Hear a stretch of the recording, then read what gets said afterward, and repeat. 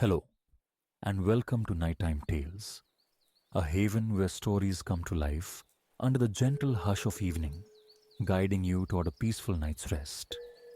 Tonight, we bring you another calming tale, one crafted to ease your mind and invite a sense of tranquil calm. But first, let's take a few moments to prepare both body and mind for a restful sleep. Make yourself comfortable, and with each slow inhale and gentle exhale, feel the day's worries slowly melt away.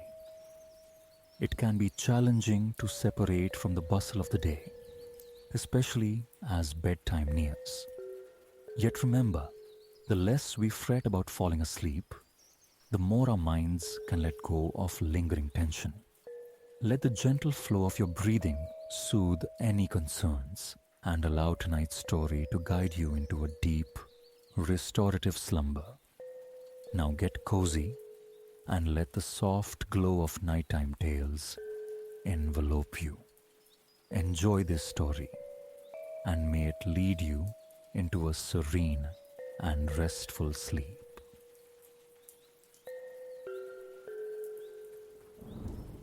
Once upon a time, there was a merchant named Laurent who had invested his entire fortune in a fleet of ships only to see them vanish beneath the waves.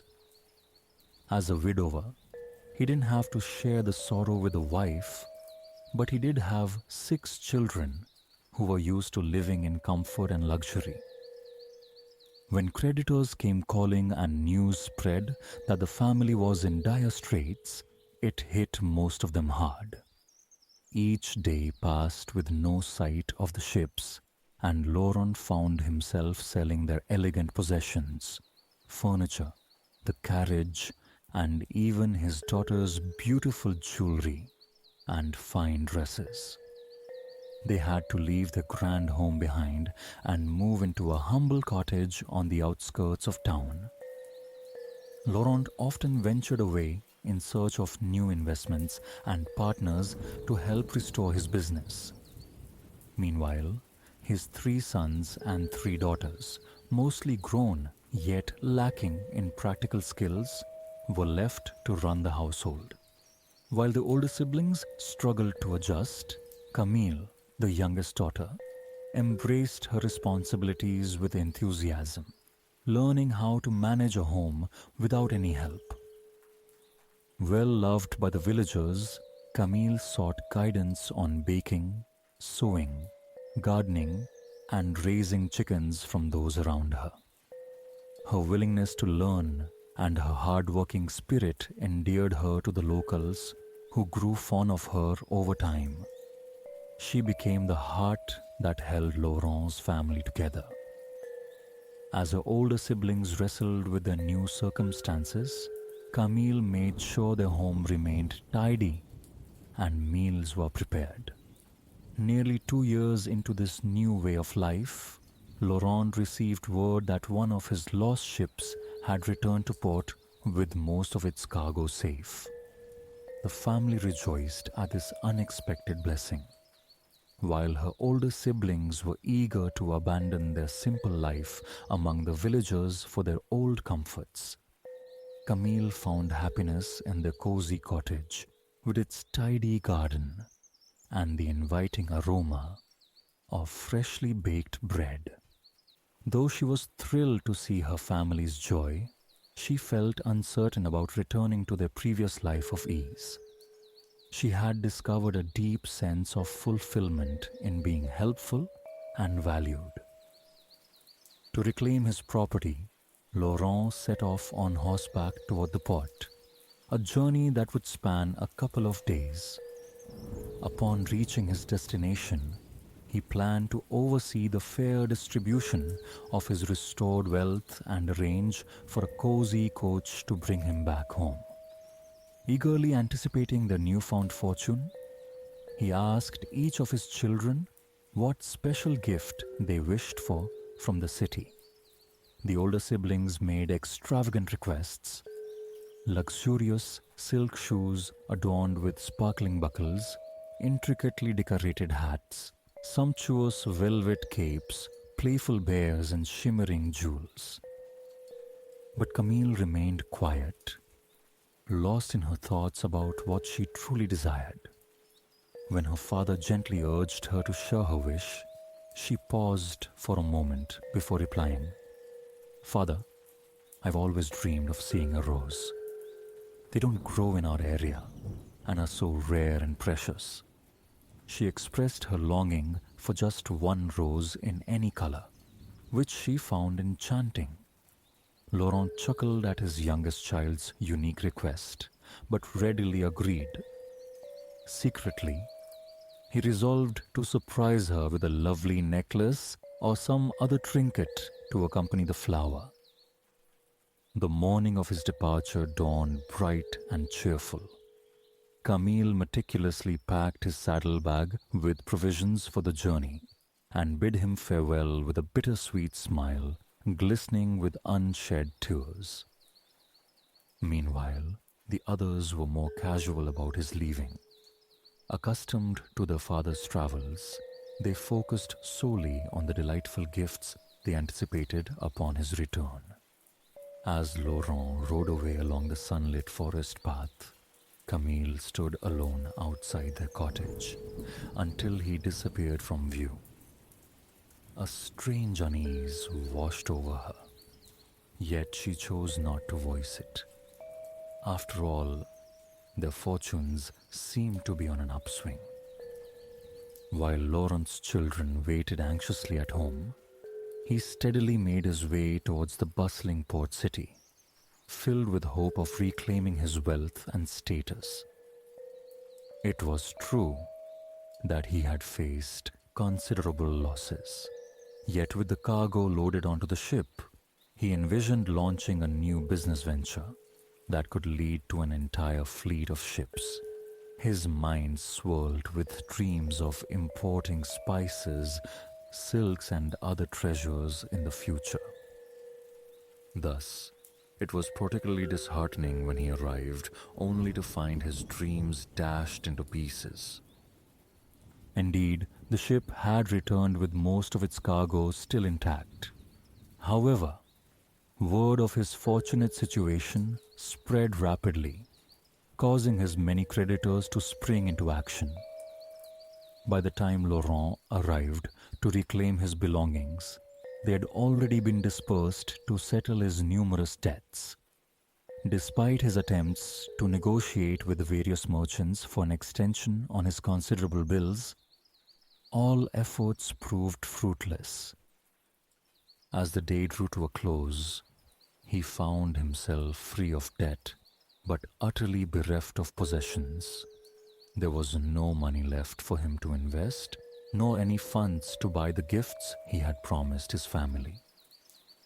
Feeling utterly disheartened, he decided against spending another night in the city. Without taking the time to properly prepare for the journey ahead, neglecting provisions, disregarding the weather, or sending any messages in advance, Laurent mounted his weary horse and rode away from town, retracing the provincial road that had brought him to the port that very morning. A few hours outside the city, darkness enveloped him as a storm rolled in. Lightning flashed and thunder rumbled ominously around him while fierce winds howled, tearing branches from trees. Startled by the tempestuous conditions, Laurent's horse bolted off the main road and plunged into an unfamiliar forest. Realizing too late how unwise it was to embark on this nighttime ride, Laurent began searching through the gusty winds for any form of refuge, a cave or shelter of some kind.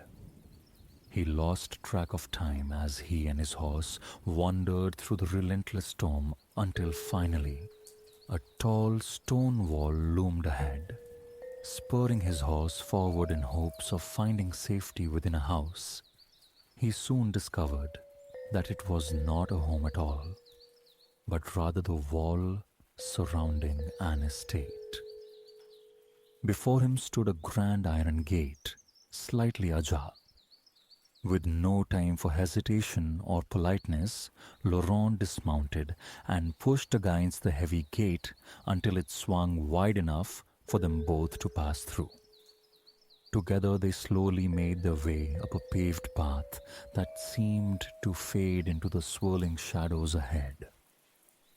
As leaves danced wildly around him and rain struck from every direction, Laurent struggled to make out the massive silhouette that emerged from the oppressive gloom.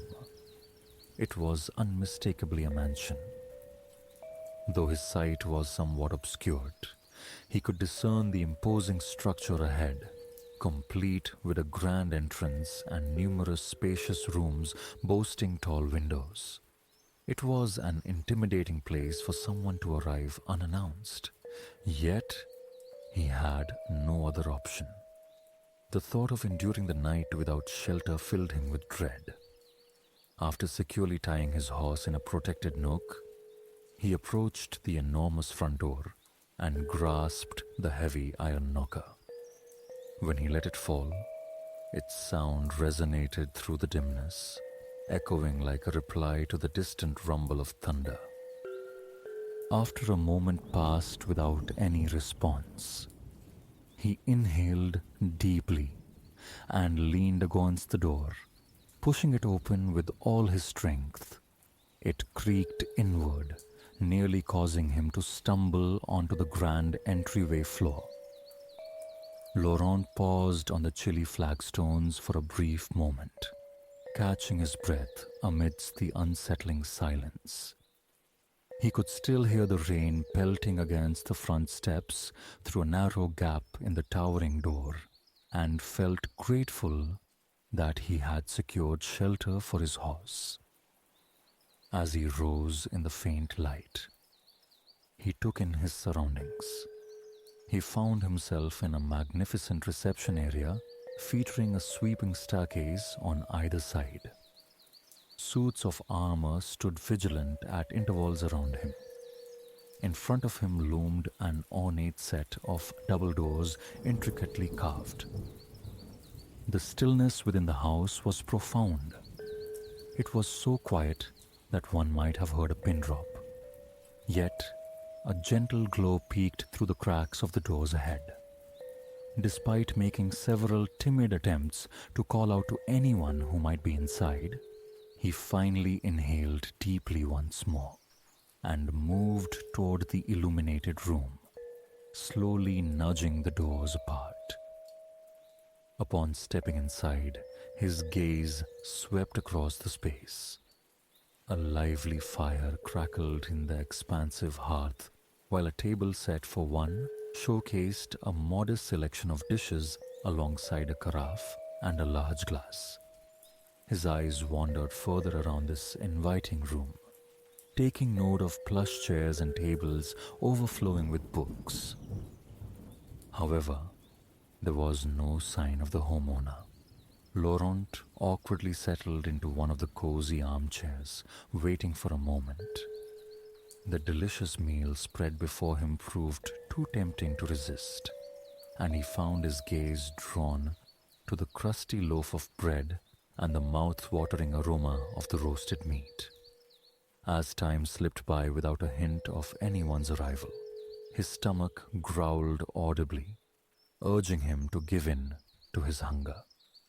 He took a seat at the table and began with a slice of bread, gradually enjoying every bite of the meal at a leisurely pace.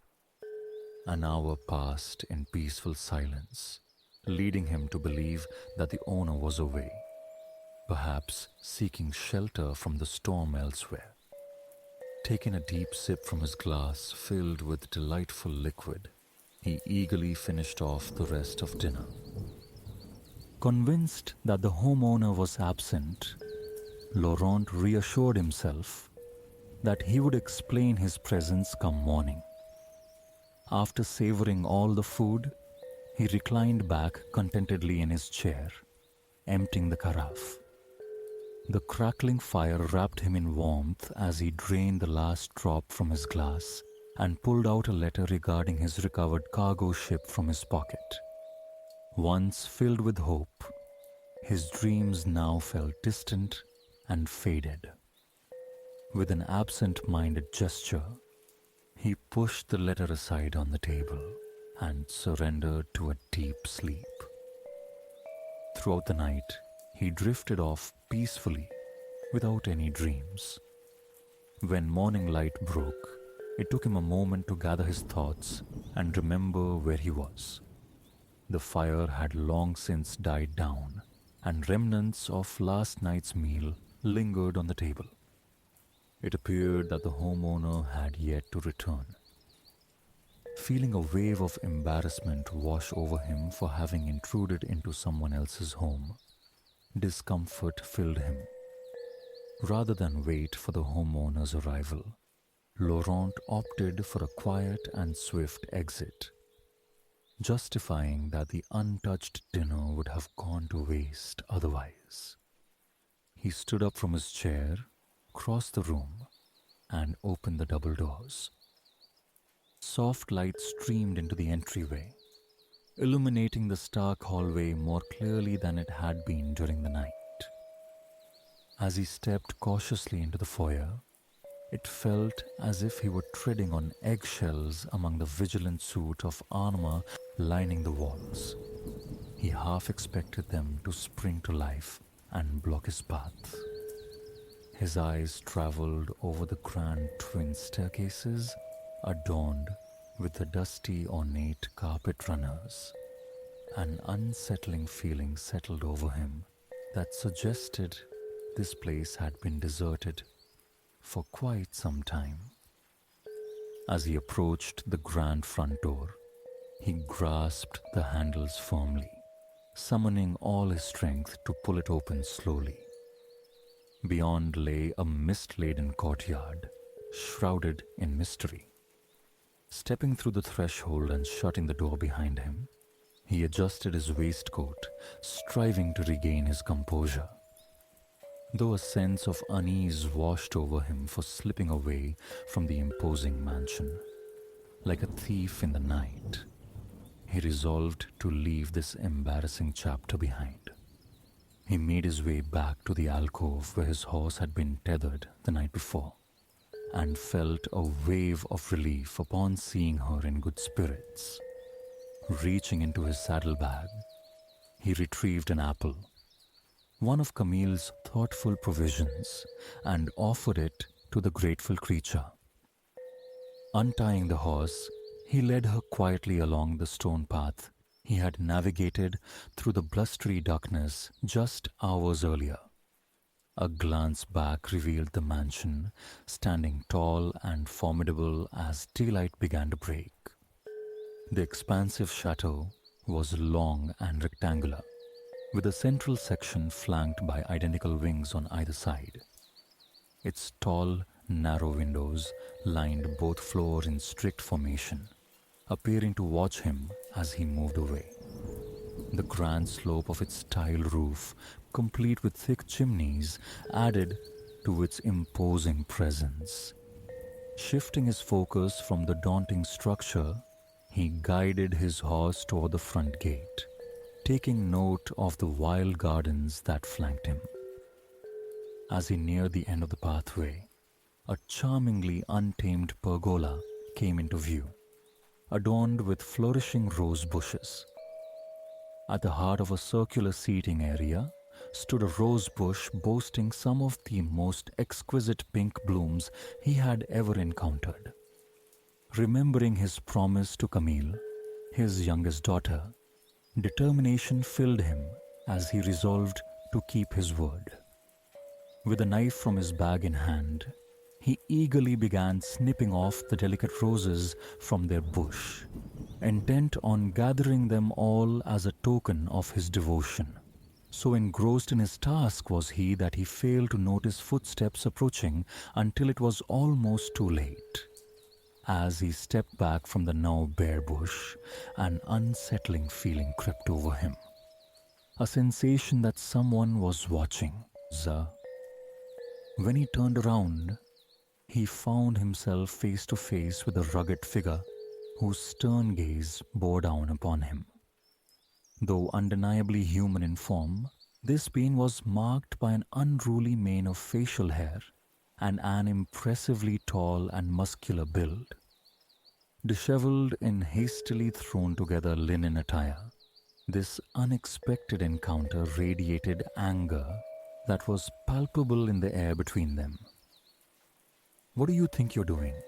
he growled, his voice low and menacing like a wolf. Laurent stood there, paralyzed, acutely aware of the bouquet he clutched in his left hand. Stammering through his explanation, he insisted that he thought the house was empty and that the roses would go unnoticed. Noticing the man's fierce expression remained unchanged, he weakly added that he had promised roses to his daughter. The man, dressed in a linen shirt and exuding a fearsome aura, paused in silence, seemingly weighing his next words. With a commanding presence, he finally spoke. "You have taken advantage of my hospitality without my consent. You feasted and rested here, something I was willing to overlook. However, by plundering my beloved rosebush, you have gone too far. Each of those flowers holds immense sentimental value for me. They are irreplaceable. I demand that you find a way to make amends for this loss." As those words sank in, Laurent felt despair wash over him. He shook his head in defeat, confessing that he had nothing to offer in return. The stern host regarded him with icy eyes. "In that case," he declared, "you must work to repay your debt. I need laborers at my estate." Laurent stared at him, desperately trying to suggest another option. "But sir," he protested, "I have 6 children waiting for me at home. I cannot stay here. What will happen to them?" The man remained unmoved by his plight. "You will either work off your debt or someone from your family must take your place," he insisted. "Take your roses. They hold no value for me now," the man continued coldly. "Return to your family and make arrangements. I expect either you or a substitute within a week's time. If you fail to appear, there will be consequences." With that final statement, the stern man turned away, without a backward glance. Laurent watched him disappear into the chateau and realized he had no choice but to return home and prepare his children for his absence. Perhaps once the man calmed down, he would release Laurent from this obligation. As he rode slowly but steadily back home, thoughts swirled about how to break the news to his family. Despite the lovely day, the mist lifting and sunlight pouring down, his heart felt heavy with worry about what lay ahead. He arrived home late that night to find his children eagerly awaiting him. Their faces lit up with excitement as they anticipated gifts from their father. As he opened and closed his saddlebags, they playfully reached out in search of the treasures he had promised them. With a twinge of regret, Laurent instead handed each of them a single rose. Camille took hers first and inhaled its sweet fragrance with delight, marveling at its beauty. But soon enough, his other 5 children clamored for the real presents. That evening, gathered around the bustling kitchen table, Laurent shared with his children the tale of his unfortunate expedition to the port city. He recounted how he had lost the last of the family fortune and the events that led him to owe a debt to the enigmatic owner of the chateau. As he finished explaining that he would need to return to work off what he owed, his 5 eldest children frowned in discontent. They sulked, questioning how they would manage without him. Camille, however, remained quiet. With a thoughtful expression on her face, she sat at the table, lost in her own reflections. Eventually, she called for silence. Surprising her siblings, Camille was not one to often voice her thoughts. She boldly declared that she would go to the chateau in place of their father. Tears welled up in Laurent's eyes as he protested vehemently against such an idea. Yet, Camille's logical arguments were hard to refute. Their father was essential at home to support the family. She could take on this burden instead. With some skills in household chores, she assured them she could handle any cleaning or cooking tasks assigned to her. In her mind, there was no other viable solution. She would be the one to work off their family's debt. It took Camille a couple of days to gather her modest belongings for the journey ahead. As the rose her father had gifted her began to lose its petals, she carefully pressed it between the pages of a book to preserve it. It would serve as a reminder of why she was leaving everything behind to serve a mysterious stranger on a remote estate. Though apprehensive about departing from all that was familiar, Camille was resolute in her desire to make her father proud. The morning of Camille's departure arrived bright and clear. Together with Laurent, they loaded her belongings into a small cart hitched to their loyal mare. The chateau lay 2 days' travel away with the horse pulling the cart, and Laurent knew of an inn where they could rest for the night along their route. Her 4 remaining siblings gathered outside their cottage to bid them farewell. Among them was a blend of relief and unspoken admiration. They were grateful that they wouldn't be left alone for too long. The journey was solemn for both Laurent and Camille. The first day brought pleasant weather, and their night at the inn passed without incident. On the second day of their journey, the weather turned blustery and somber, heralding autumn's arrival in the forest. Brown leaves, the first to succumb to the season's chill, danced across their path while the wind whistled through the trees. The steadfast mare trotted along the road, steadily guiding them toward their impending farewell. As Laurent spotted the fork in the road leading to the chateau, a heaviness settled in his heart with each step they took.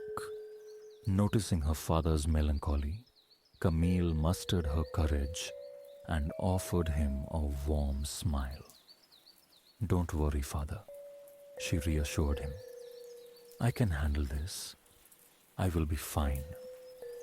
He nodded, clinging to the hope that her words would ring true. Eventually, they arrived at the dreary entrance of the estate. Laurent understood that this was it. The moment had come. Once again, he pushed open the gate, leading the horse through and approaching the imposing mansion for a second time. Camille gazed in awe at what lay before her. The intricate, overgrown gardens and towering walls of stone were unlike anything she had ever encountered. The sight was both overwhelming and striking in its starkness. Coming from a humble village background, Camille felt small against the grand scale of it all, sensing its deep mysteries and timeless presence. It seemed as if even the stones were in a deep slumber, waiting patiently for someone to uncover their secrets. She contemplated what tasks awaited her inside those formidable walls, hoping they would be within her reach. Bringing the horse and cart to a stop at the wide front steps, Laurent braced himself against the wind that seemed determined to push them away from their destination. They ascended slowly together, Laurent lifted the heavy door knocker and let it fall with a resonant thud. Father and daughter stood on those steps, anticipating the arrival of the stern master of this grand abode. To their surprise, when the door creaked open, it revealed a boy who appeared to be around 13 years old. He was dressed simply in village clothing and peered out with genuine curiosity before nodding as if he approved of the presence. "Are one of you here as the new servant?" he asked inquisitively. Laurent was momentarily taken aback, but explained that he had brought his daughter Camille to work off his debt in his stead. The boy nodded knowingly, as though this was entirely expected, and opened the door wider, inviting her inside. With that, the voice scurried away into the shadows of the house, likely to inform others that the new servant had arrived, buoyed by the wind at her back. Camille stepped through the doorway and into her new life. It was a bittersweet farewell for both Laurent and Camille. Yet they donned brave faces. The loyal mare turned towards home, the heavy clouds pressing down upon them, not glancing back until they passed through the gates of the chateau. Then, the swaying trees of the forest enveloped them. Camille stood hesitantly in the echoing hallway. The dim light of the overcast day filtered through tall windows above her, but it did little to instill a sense of warmth. She stifled a shiver and inched closer to her trunk that contained all her belongings. She reminded herself to summon her courage and do her best. A few moments later, a boy came racing back into the hall and cheerfully informed her that the Baron had instructed him to show her to her room. With that, he eagerly grabbed hold of her trunk and began hauling it up the grand curving staircase. Camille followed him, surprised that they were ascending rather than descending toward a kitchen or lower quarters. Perhaps she would be staying in an attic. To her astonishment, the boy veered down the first magnificent hallway as they walked along the richly carpeted east wing of the chateau. Their quiet footsteps echoed past portraits of nobles from long ago, as if these figures were residents watching this unexpected newcomer with curiosity. So absorbed was Camille in their gazes that she nearly bumped into the boy when he abruptly halted before a door and pushed it open. She stepped inside after him and was taken aback to find herself in one of the most beautifully appointed bedrooms she had ever encountered. It wasn't excessively large, nor were its furnishings ostentatious. However, the canopied bed, exquisite fabrics, and elegant woodwork exuded luxury. As she took in her surroundings, spotting a cozy window seat and a small dressing table, the boy busied himself starting a fire in the grate. Once it crackled warmly to life, he dusted off his hands and flashed her a grin. "I'm Gabriel," he introduced himself.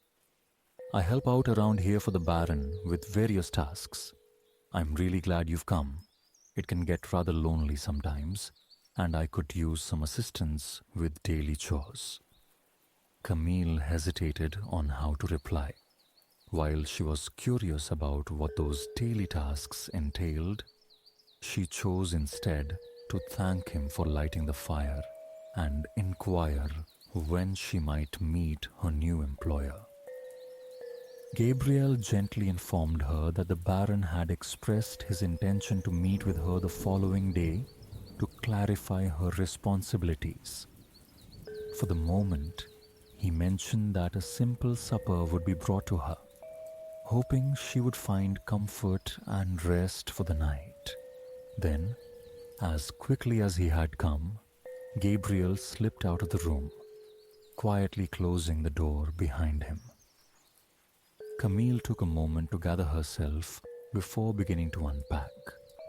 She neatly hung her clothes in the spacious wardrobe and carefully arranged her few beloved books on a side table beside her bed. As she opened one of the volumes, a delicate pink rose fell gently from its pages, evoking a bittersweet smile from her.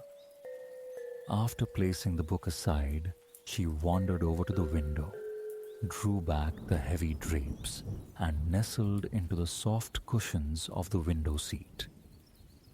From this cozy vantage point, she enjoyed an expansive view of the courtyard below, where wild gardens meandered along winding paths and climbed the stone walls of the chateau. With dusk settling in, a gentle breeze stirred up leaves across the cobbled yard, forming tiny whirlwinds that danced playfully. Dark clouds hurried past as the moon began to rise. Weary from her travels and feeling slightly out of place in this new environment, Camille allowed herself to drift off momentarily, wrapped in the embrace of the curtains.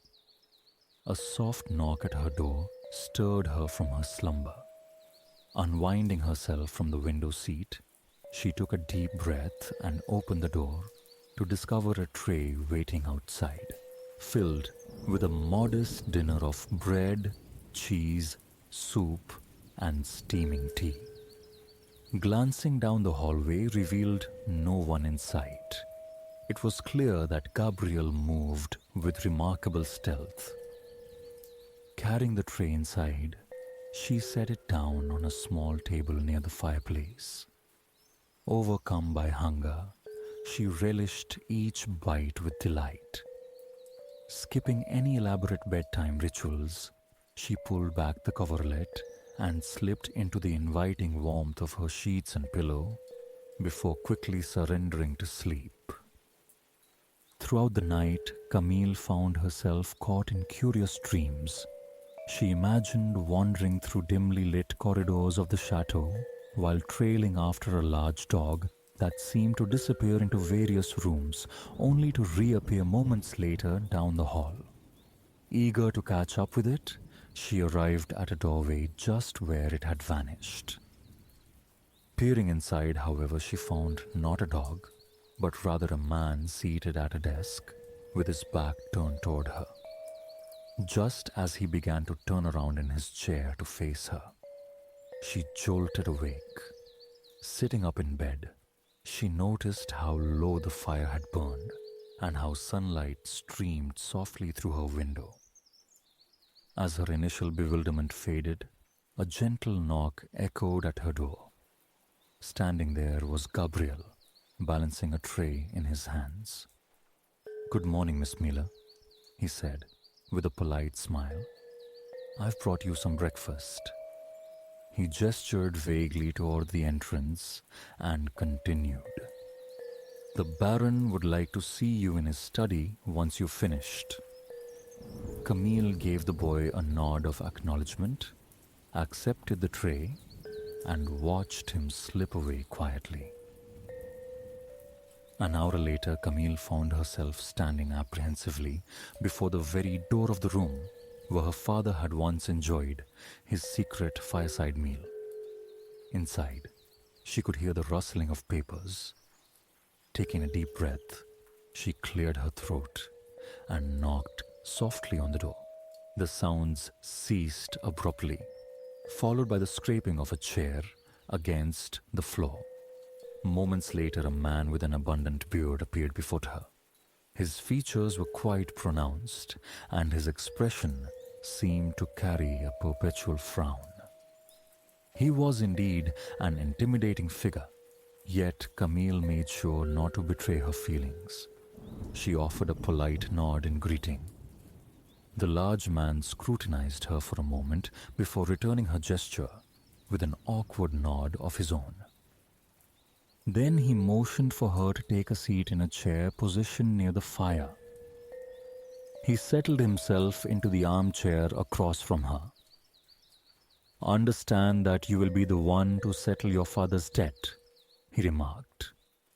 Are you acquainted with basic household chores like cleaning and cooking? Camille nodded, confirming her familiarity. The man seemed satisfied with her response. He lifted a hefty ring of keys from a nearby table. As you can see, I'm quite lacking in assistance here, he explained. Gabriel tends to my essential needs. His mother supplies me with bread, milk, and eggs each day, while he runs errands in town. However, there is no one else to oversee the estate besides myself. You can likely tell that just by looking around. It's still a considerable amount of work for just you and Gabriel, but we will manage. He paused, as if expecting a response. Camille felt overwhelmed at the thought of being the sole housekeeper in such a vast mansion.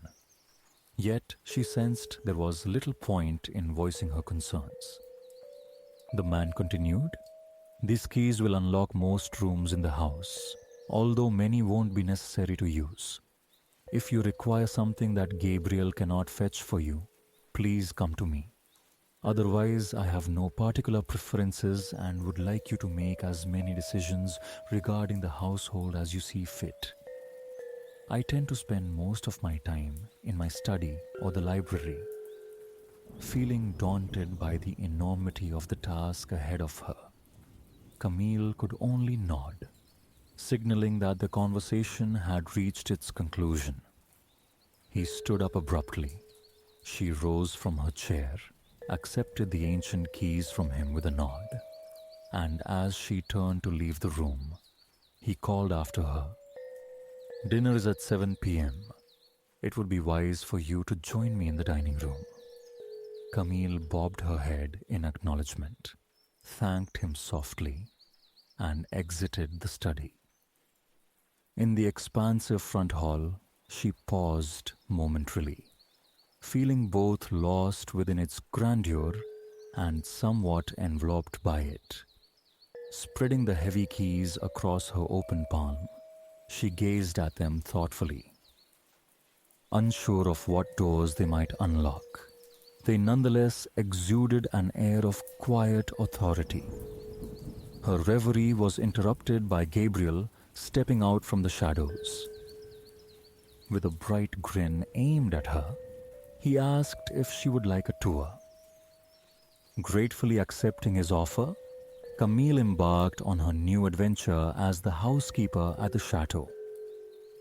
What Camille discovered was that the employer lived a solitary life, having done so for many years, largely due to his intimidating demeanor that instilled fear in those around him. Whispers of unkind tales circulated, and he was often met with rudeness whenever he ventured out into the public eye. Gabriel, however, was the sole link between the Baron and the outside world. He had begun his association by running errands for the Baron many years ago. But over time, he had come to admire and cherish the man hidden behind his stern exterior. He reassured Camille that the Baron's growl was far more fearsome than his actual nature. Each day, Gabriel devoted himself to tending to the needs of the Baron's home, while at night he would return to his modest dwelling on the outskirts of town. "Believe me, miss," he urged her earnestly, "the Baron possesses a heart full of kindness." As he guided Camille through the vast chateau, it became evident how much neglect it had endured over time. The dimly lit corridors were lined with unused bedrooms cloaked in dust covers. Cold fireplaces stood silent in rooms that had remained untouched for decades, or even centuries. In those forgotten spaces, furniture and personal belongings were piled high beneath layers of cobwebs. The windows struggled to allow light to filter through, obscured by years of grime that coated their surfaces. As Camille began her exploration, she quickly realized that only a handful of rooms were used on a daily basis, and it was her task to clean and organize these spaces. Among them were the kitchen, the Baron's study, and the front entryway. Yet, the true jewel of the estate was the library. Gabriel kindly permitted Camille to take a glimpse inside while the Baron was otherwise occupied, and she was utterly captivated by what lay before her. The library was an expansive room with soaring ceilings adorned with golden accents. Towering bookcases reached up to the ceiling, framing every wall except for where the windows allowed streams of light to filter in. Rolling ladders stood ready at either end of the room, poised to glide across the shelves and grant access to any book within reach. The collection seemed endless, with spines in rich hues of crimson, deep green, navy blue, and warm brown, each one inviting her to pick it up and delve into its pages. Camille, having cherished the few books available to her during her father's financial struggles, had never encountered such an extraordinary assortment before. Gabriel mentioned that the Baron often spent hours here, and it certainly appeared to be true. Tables scattered throughout this magnificent refuge were laden with books open to various pages or stacked together, while well-loved leather armchair suggested countless evenings spent immersed in the weighty texts. Gabriel earnestly told her that he always kept the fire crackling in the grate during daylight hours. Camille envisioned herself settling into one of those inviting chairs with a volume from this vast collection in hand, inhaling the delightful aroma of aged paper infused with ink. It was truly magical. She understood that her best approach to tackling this neglected house was simply to choose a spot and begin. On that first day, she and Gabriel dusted off and aired out the front hall while also tidying up the kitchen. For quite some time, Gabriel and the Baron had been preparing simple meals there, but much of the area needed care. Although Camille wasn't a seasoned cook, she found joy in bringing back the kitchen's shine. She sent Gabriel into town with a shopping list and then set about her work in the grand yet quiet kitchen, clearing away dust from unused countertops, polishing pots and pans until they gleamed, and breathing life back into the once still space. By the time dinner rolled around with the Baron, she had prepared a modest meal of roasted chicken. It wasn't extravagant by any means, but she felt a swell of pride as she presented it. With little time to refresh herself, Camille hurried back to her room. Gabriel had rekindled the fire, and she took a moment at her washstand, using her pitcher to tidy up before slipping into her finest gown.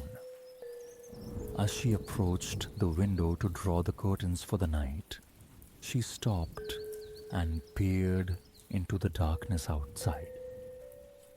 The courtyard was still, as if it were holding its breath in anticipation.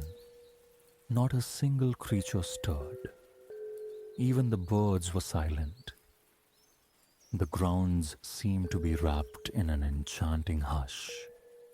Gently, she pulled the velvet curtains closed and reluctantly turned away from the window. There was so much yet to uncover about this place, she thought. Lighting a candle, she ventured down the dimly lit hallway and descended the wide staircase toward the grand dining room doors. The space was remarkably opulent for just 2 guests. It had surely been a venue for lavish gatherings and exquisite formal dinners. As she looked up, her eyes were drawn to the sparkling crystal chandelier that hung above like a canopy of stars. At one end of the long table, Gabriel had set 2 places. Dinner awaited her arrival. She was the first to enter, But not for long. The Baron's imposing figure soon appeared awkwardly in the doorway. He paused for a moment and offered a brief nod of acknowledgement. He gestured toward the two place settings, encouraging her to take a seat. With delight, Camille settled into one of the plush chairs. I see you and Gabriel have been quite industrious today, remarked the Baron, raising his eyebrows at the hearty meal before them. He has shouldered a heavy burden as my sole assistant in recent years. I'm grateful that you will be here to help lighten his load. Camille nodded, feeling uncertain about how to respond. You are my lord, she began hesitantly, but he shook his head gently. Please, just call me Antoine, he replied with a wry smile. I am lord of nothing now, merely the lord of this chateau and its collection of dusty relics, he added, with a hint of dark humor. Looking into her eyes, he gently said, I regret the circumstances that have brought you here, but I sincerely hope you find solace. I aim to be fair, and having your company brings me joy. Camille nodded and offered a brief smile. Would you like me to tidy up the library tomorrow? She asked.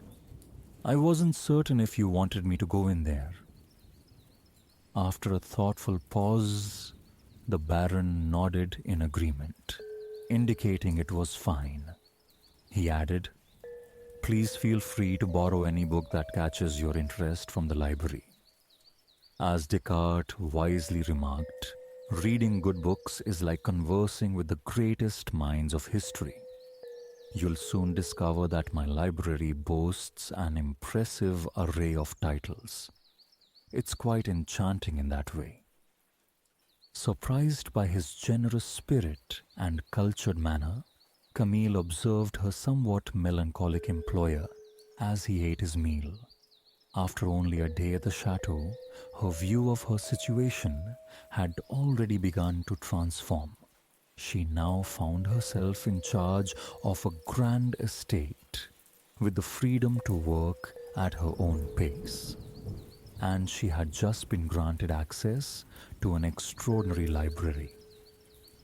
Perhaps this unexpected turn of events wouldn't be as dismal as she had initially feared. Lost in thought while gazing at her plate in the flickering light of the fire, all she could hear was the gentle clinking of silverware against china. Throughout dinner, Camille and the Baron exchanged few words, completing their meal in a respectful silence. Later that night, as she nestled comfortably beneath the crisp white sheets of her opulent canopy bed, Camille felt a sense of hope blooming within her. This secluded estate held many fascinating secrets, and she looked forward to discovering them in time. Rolling onto her side, she sleepily admired the tightly drawn drapes that shielded her from the darkness outside. Inside the chateau, a warm flame flickered softly, its glow wrapping around her like a comforting embrace. The next day, after tidying up the kitchen, Camille cautiously made her way to the library. Knowing that the Baron was occupied in his study, she saw this as an opportunity to explore its magnificent collection under the pretense of cleaning. With a duster in hand, she carefully moved between shelves and tables, attending to surfaces that had long awaited attention. Just as she was about to rearrange a stack of books, Antoine appeared in the doorway. Kindly avoid disturbing any of the stacks or opening any books, he gently asked. Camille, realizing her mistake, took a step back from the pile she had inadvertently touched. There's no need to say you're sorry, he comforted her. I completely understand that it might appear a bit chaotic. I'm in the midst of some research and would hate to lose my spot. He then asked if she had chosen a book for herself. She admitted that she had not and sought his recommendations. Camille expressed her feelings of inadequacy when it came to understanding such profound literature, as she felt her education paled in comparison to his. Antoine smiled warmly, gesturing expansively as he said, "Recognizing one's ignorance is the first step toward wisdom." Noticing her confusion, he playfully winked and added that this wisdom was attributed to Socrates. He crossed the room and retrieved a small book from a lower shelf, handing it to her with care. Perhaps you might find joy in some of his other thoughts. He strongly believed in the importance of asking questions. Camille accepted the book with a grateful nod. Just as she was about to leave the room, she paused and revealed that she did have a question.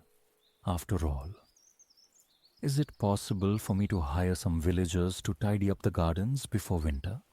She asked. Antoine looked at her with a hint of sadness and shrugged slightly. If Gabrielle can find anyone willing to come onto the estate, you're welcome to do so. Sadly, most are reluctant to enter the chateau grounds due to the wild stories that have circulated about me over the years, which has left me rather isolated. Camille frowned at this. How do you cope with it? Doesn't it anger you to be treated so unfairly? Le Baron lowered his gaze thoughtfully and replied, "I was once a more charming, yet vain and foolish man. It took a great misfortune for me to recognize my mistakes and understand the disdain people feel towards me. Perhaps this is simply retribution for my past folly." Camille fell silent, choosing not to ask any further questions that day, but feeling determined to learn more about how her employer had come to face such hardship. For now, she looked forward to exploring Socrates' writings in her room after dinner. Camille quickly adapted to her new role as the housekeeper of the chateau and even grew fond of it. With some persuasion, she managed to convince Gabrielle to hire a few local men who arrived one day and cleared away years of neglect from the gardens. This was done only after Camille gave them strict instructions not to harm the rose bush near the pergola, as it had been planted by Antoine's mother and held deep sentimental value for him. She nearly regretted inviting the men from the village into her home when she overheard the unkind words about Antoine. "He's an absolute monster," one of them declared loudly to his companion. "He lives like a wild animal in there," another added, "with no manners, completely unfit for human interaction. But I'll gladly take his money," he concluded with a sneer. Camille caught sight of Antoine by the window, absorbing every word of their harsh remarks. In a hurry, she rushed to close it, wanting to protect him from their cruelty. Antoine waved her off, appearing unfazed by the taunts. "I've grown used to such talk," he said calmly. "It has been many years since I could mingle with society." Feeling frustrated, Camille asked, "How can you stand such injustice? They don't even know you. How do you not despise them?" He shrugged and gazed thoughtfully at a stack of books on a nearby table. A great English playwright named William Shakespeare once wrote, "There's no furnace so hot for your foe that it doesn't singe yourself by bearing goodwill for those ignorant of you. By showing kindness to these unknowing souls, I lighten my own burden." With a gentle smile and a nod toward Camille, he added, "You might enjoy reading Shakespeare yourself. He penned some remarkable plays." Then he returned his focus to his books, leaving Camille to reflect on his words and the dreary weather outside. Despite the mountain of daily chores awaiting her, Camille still found moments to explore the house. As autumn settled in, with its crisp days, early sunsets, and cool evenings, she would wander through the corridors with a candle in hand, using her heavy ring of keys to unlock the many closed doors lining the halls. Most rooms turned out to be bedrooms, suggesting that this grand chateau had once welcomed numerous esteemed guests from the nobility. Covered in dust sheets, each darkened room unveiled elegant four-poster beds, exquisite furniture, and chairs draped in faded fabric. One day, she discovered what appeared to be a very special chamber. Unlike the others, it was clearly a lady's room and still held remnants of her presence. A delicate dressing table showcased jars of powder and sparkling perfume bottles glimmering in the afternoon light. Nearby stood elaborate wigs from days gone by on their own stands, as if patiently waiting for a grand ball to commence. As Camille opened the wardrobe, she was taken aback to discover a collection of exquisite silk dresses from the era before the Revolution. She delicately brushed her fingers over their fragile skirts, almost worried that they might crumble under her touch. Imagining the graceful woman who once donned these garments, the room seemed to pulse with echoes of a bygone time. When she turned her attention to the chest of drawers, she found it overflowing with shimmering necklaces. Nestled within a small velvet box was a ring set with a sparkling sapphire. With great care, Camille closed the container, ensuring that it did not seem as if she were taking anything away. Sorrowfully, she left the room and locked it behind her, feeling as though it had been a portal to more joyful days. Truly, it was the most enchanting sight she had ever encountered in the house. Camille devoted herself to writing letters to her father, which Gabriel would take into town during his errands. In these notes, she reassured him that she was being treated kindly and was finding joy in her work. Before long, she even began sending him some money. After her first month, the Baron told her that he couldn't allow her to work without compensation, since she had more than repaid for the damage done to the rose bush. He expressed his wish for her to remain and offered her a weekly salary for her contributions, a proposition Camille gladly accepted. As Antoine's housekeeper, she felt as though she had discovered her true purpose. Her organizational talents flourished, and the delightful company, along with access to his magnificent library, became her greatest sources of happiness. Though Antoine was often regarded as unattractive, nothing about him had truly changed. Camille simply made sure his clothes were well kept and presentable. Occasionally, when he passed by or during their conversations, she would catch a glimpse of an ordinary yet handsome man in the mirror, his features appearing less rugged and more harmonious for just a moment. However, after blinking and refocusing her gaze, he would revert back to looking like the same fearsome figure as always. It felt as if the dark magic of the chateau was playing tricks on her perception. With a hint of irony, she observed that sometimes a beggar would show up at their door, unaware of the estate's reputation in her village.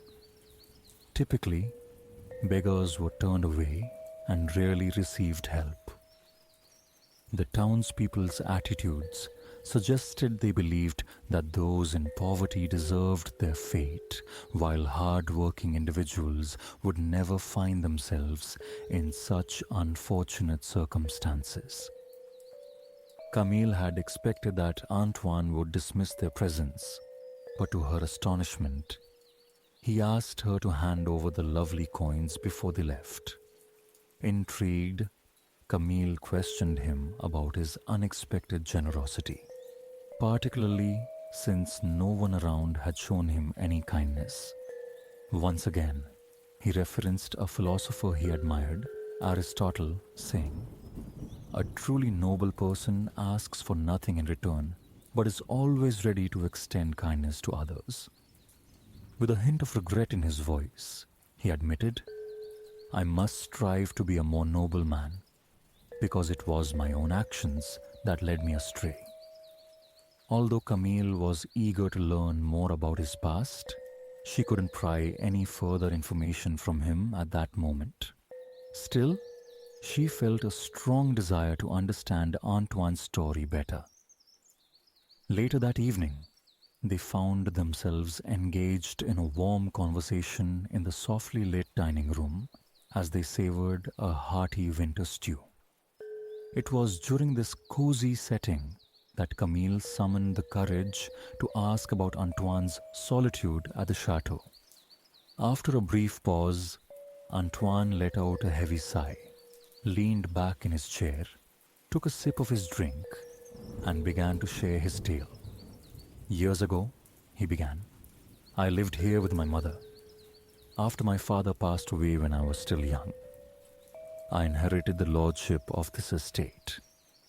My mother was a radiant soul who spread joy and kindness wherever she went. She cared for the rose bush that your father plundered of its blooms." Antoine hesitated for a moment, visibly troubled by the memories before continuing. "When my mother fell ill and eventually passed away, I found myself alone and unprepared for what lay ahead. Unfortunately, I did not rise to the occasion. Young and foolish, I wasted our family's fortune on indulgent luxuries and extravagant celebrations. I neglected the estate itself, left debts unpaid, and treated my staff poorly. Without my mother's guiding hand, I descended into a life of excess that held no worth for anyone, least of all myself." He paused again before revealing the turning point in his life. "One evening during one such lavish party," he recounted slowly, "a servant came to me with the news of a woman at our door seeking food and help. Lost in the revelry of the night, I heartlessly turned her away and told my servant to send her off to find work elsewhere. But before he could usher her away, she pushed her way inside and foretold that my pride would lead me to ruin, cursing me with a life of loneliness and lovelessness until I learned to embrace humanity in order to seek redemption." With a furrowed brow, Camille pondered Antoine's words. Humanity? What could she have meant by that? Antoine shrugged in response. "That's the riddle that has haunted me for years. Even with access to a vast library brimming with the insights of philosophers, mathematicians, and poets, I find myself ensnared in my own curse. Though my mind expands, the collective wisdom of humanity has yet to reveal a way to my liberation." Camille studied him from across the table, listening to the gentle crackling of the fire that filled the silence between them. She envisioned him sitting alone before many fires over countless years, without anyone to share his thoughts. How long had he been confined in this solitary heaven, leafing through endless pages in search of redemption? Antoine flashed a bright smile, seeking to ease the tension that hung in the air. "Ah well," he remarked cheerfully. "As the great Isaac Newton once said, to arrive at the simplest truth, requires years of contemplation. Perhaps one day I will discover the answer hidden beneath her blankets on that night. In that moment, Camille felt as though she had finally grasped the essence of his struggle. All these years, Antoine had dedicated himself to study and reflection, absorbing knowledge and seeking forgiveness. He was no longer a man who would deny kindness even to those deemed undeserving. Curiosity stirred within her. What else might he be capable of? Would he remain forever bound to his books and the dusty remnants of his past mistakes? She sincerely hoped not, because her admiration for him had grown deeply. She nestled herself under her covers, pulling them up to her chin as she gazed sleepily at the glowing embers in the hearth. Surrounded by the stillness of the home, she drifted off into slumber once more. Throughout the biting chill of winter, Camille and Antoine shared their days at the chateau in warm companionship alongside Gabriel, their steadfast link to the outside world. Many rooms within the grand mansion remained locked and untouched. The areas they occupied were cozy and tidy, thanks to Camille's diligent care. The meals were simple yet nourishing. Outside, blinding white snow accumulated high in the courtyard, while cold winds whistled through deserted corridors. Yet, within those walls, the trio found comfort by the firesides, lost in their books and each other's company. At long last, the first whispers of spring arrived, bringing with them a letter from Camilla's father. In his message, he shared the joyful news that her elder sister had found a suitor, and their wedding was set to take place in just a few weeks. He kindly requested if the Baron might allow Camille to take some time off to celebrate this happy occasion at home. If permission were granted, Laurent would be more than willing to come and escort her from the estate. When Camille approached Antoine with this request, he set down his book, looked at her with a gentle smile tinged with sadness, and replied, "Of course she should go. Let her take all the time she needs." As she expressed her gratitude for his understanding, she once again saw not a beast staring back at her, but a man. It took several blinks to shake off the fleeting illusion. As she stepped out of the room, she paused for a moment, glancing back at him over her shoulder. Then she left him to his reading, tucking that moment away in her heart. Her journey to her sister's wedding and back was uneventful. Upon her return, her family greeted her with curiosity and perhaps even a hint of newfound admiration. They marveled at the elegant new clothes she had purchased with her earnings. It was clear that the support she provided had played a significant role in securing her sister's marriage. Although humble in nature, this match elevated their family's standing in the eyes of the village. They were no longer viewed as impoverished, but rather as stable and respectable due to Camille's steady income. Yet, despite these changes, Camille felt less connected to the family cottage than before. Even though she had spent so much time within the chateau's walls, it seemed her perspective had shifted dramatically. Her horizons felt broader than ever. Sitting around the fire with her siblings, who were preoccupied with their own trivial matters, made her feel confined. While she regretted having to part from her father once more, relief washed over her when he bid farewell at the gates of Antoine's estate.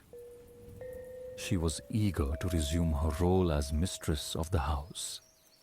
However, That joy quickly turned to dismay upon witnessing the chaos that awaited her inside. Gabriel answered the door with enthusiasm, clearly thrilled by her return.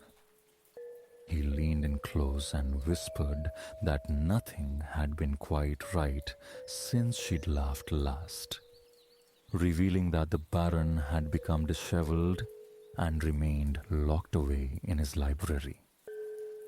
After tidying up her belongings, Camille made her way directly to Antoine. With a gentle push, she opened the door to the library and was met with a scene of utter chaos. Books lay scattered across the floor, many flung open and piled haphazardly. The tables were cluttered with empty glasses, remnants of forgotten drinks. In the midst of this disorder sat Antoine, slouched in a chair, appearing as though he hadn't changed his shirt in days. At first, he seemed oblivious to her presence, but then he looked up, his face reflecting a mix of embarrassment and relief.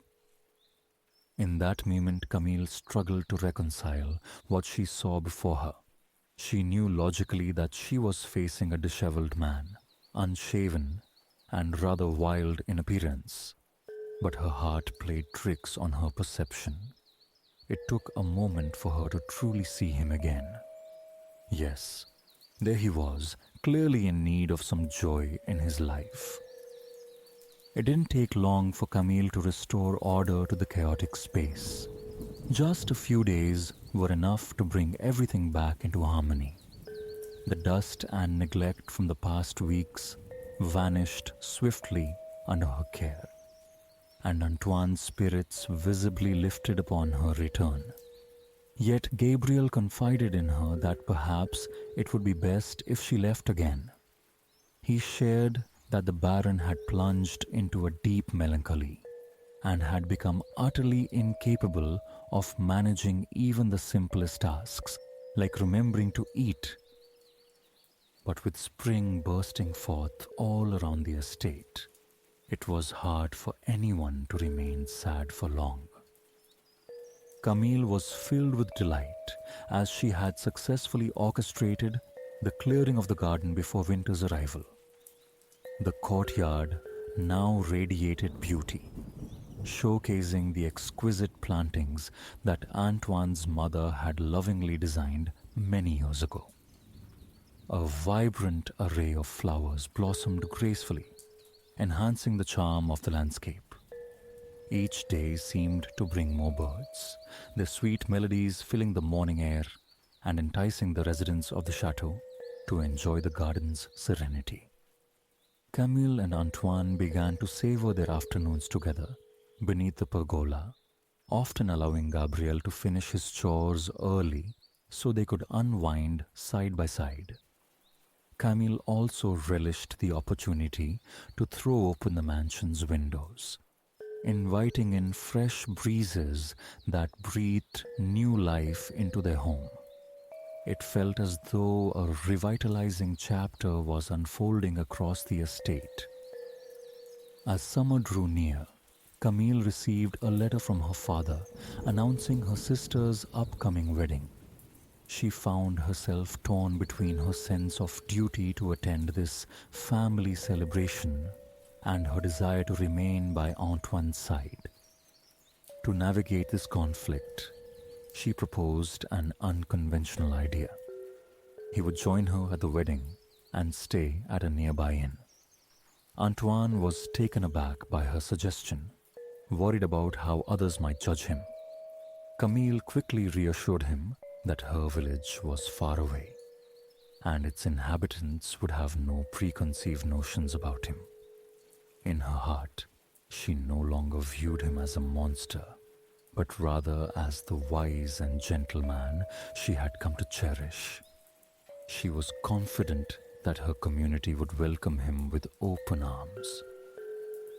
The thought of a nobleman attending a village wedding didn't faze Camille.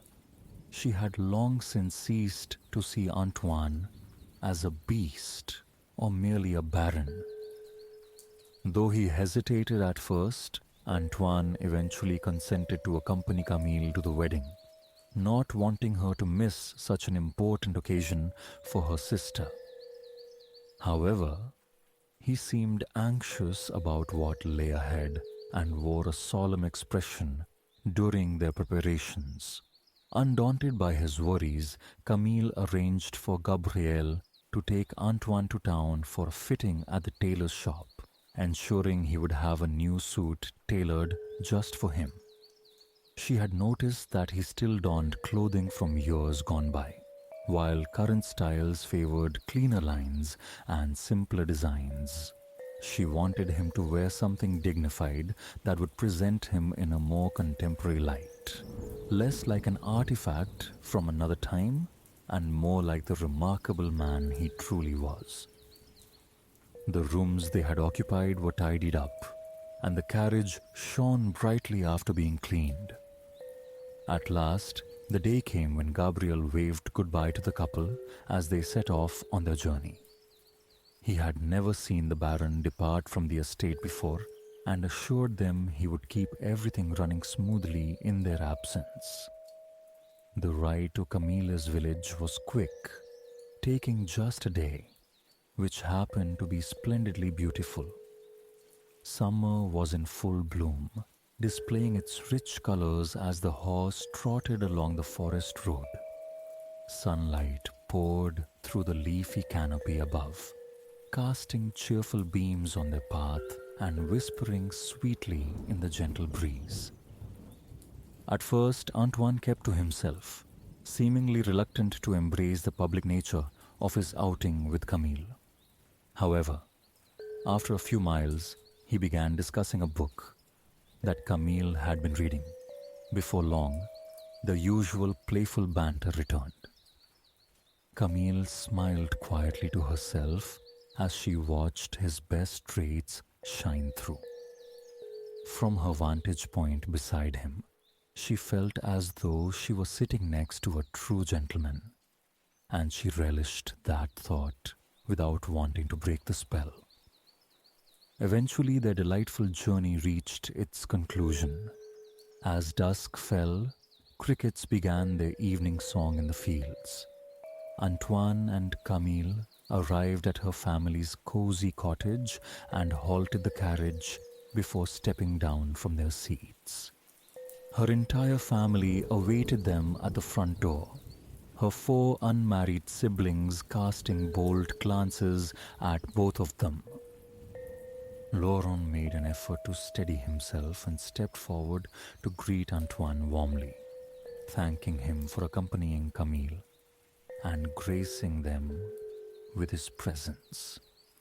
Yet Camille felt a flush of embarrassment wash over her when her brother leaned in and whispered something to her older sister that made her giggle. It was clear they were teasing about the Baron. Everyone breathed a sigh of relief when Antoine took his leave for his lodgings. Inside, Camille allowed herself to be guided into the house where she spent the evening, chatting with Laurent and her siblings about wedding preparations. Yet a worry lingered in her heart about how Antoine was faring at the inn. She hoped he wasn't facing any unkindness there. As she nestled into bed that night, thoughts of him filled her mind like a soft blanket wrapping around her gently. She understood that a sense of relief would wash over her once the wedding was behind them and they returned to the chateau, which she now regarded as her true sanctuary.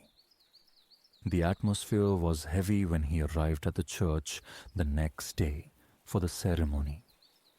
Camille's anxieties had indeed come to life. They sat in quietude throughout the service, both acutely aware of the congregation's scrutinizing stares. The small church felt even more confined, with everyone's eyes upon them. After the ceremony, a modest celebration unfolded on the village green. It was a lively affair, filled with punch, cakes, and wildflowers. In this cheerful setting, ladies congregated in small groups, savoring sweet treats while children danced across the lawn, delighting in an afternoon of carefree play. Yet Camille and Antoine felt like outsiders amid the festivities. She stood stiffly beside him, acknowledging those villagers who had once extended their warmth to her. The friendly faces that had taught her about gardening and baking long ago now kept their distance, whispering among themselves and casting knowing looks in her direction. Not a single neighbor offered a kind word to Antoine. He managed a polite smile, but chose silence instead. Her own family provided no comfort either, completely disregarding the couple as if they were invisible.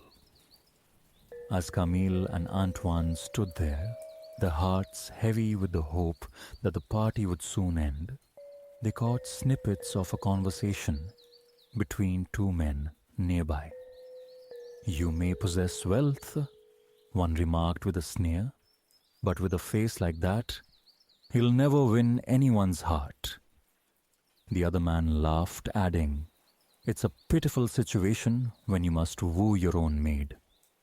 Those words were the last straw for Camille. Setting her punch aside, she stepped boldly into the center of the gathering and called for everyone's attention. "I brought the Baron here because I believed you to be decent people," she proclaimed firmly.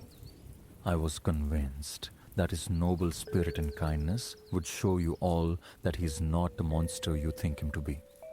However, I regret to say I was wrong. None of you are worthy of his respect. We shall no longer impose upon your company. Let me be clear.